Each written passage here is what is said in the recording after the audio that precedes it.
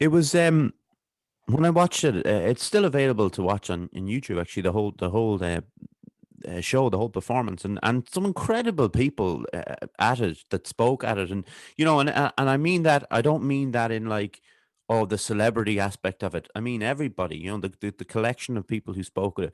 But when I listened to your when I listened to your speech, it was very easy to get up there and be quite nervous. I would imagine it was very easy to kind of lose the passion that is in the piece while you're talking because you're nervous. But I think it came out uh, uh, an awful lot in the way you spoke about it. Did you feel that when you were talking?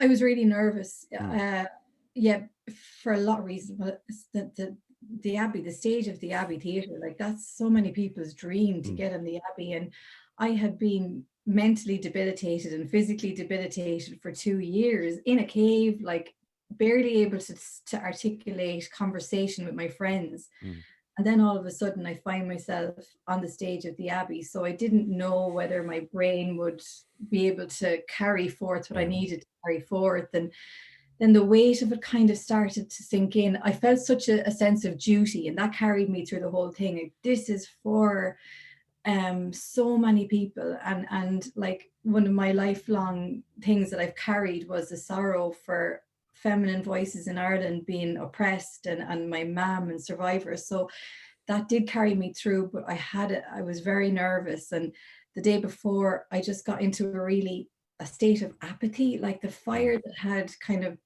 was burning in me.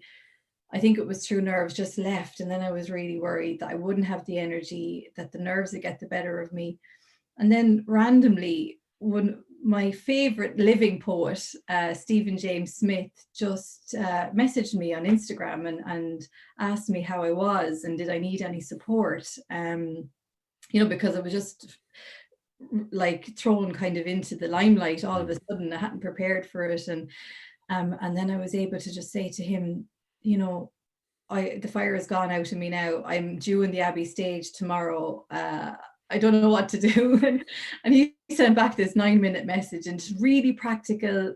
Da, da, da, da, da. And I think it was the love and the support and the care that came from someone that I admired so yeah. much.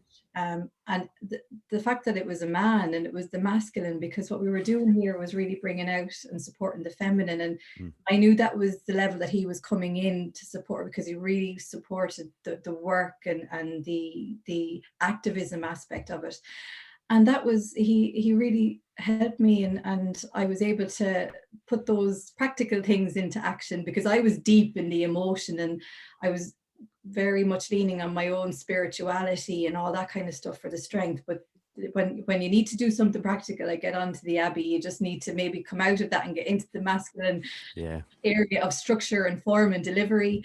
And then just as I was going on the stage, I remembered Maud Gonne, and that she was on that stage as Kathleen Ni Houlihan, who was the main character in a play that Yeats wrote about a sovereign and free Ireland.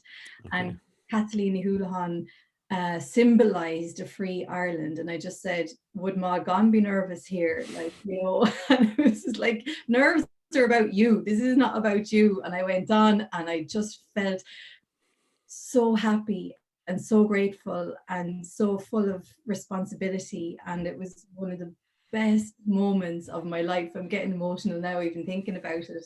It's And so brilliant. grateful. Yeah, yeah.